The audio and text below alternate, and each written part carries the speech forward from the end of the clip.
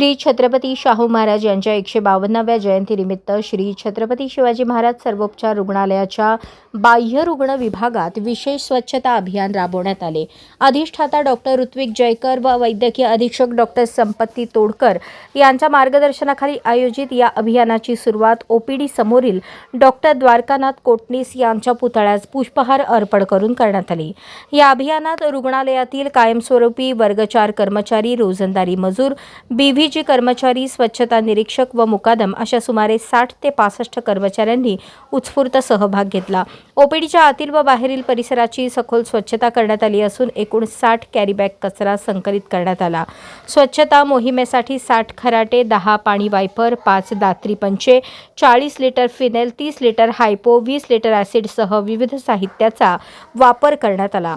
सर्व मुकादम, स्वच्छता निरीक्षक तसेच रात्रपाळीतील कर्मचाऱ्यांच्या संयुक्त प्रयत्नातून हे अभियान यशस्वीपणे पार पडले।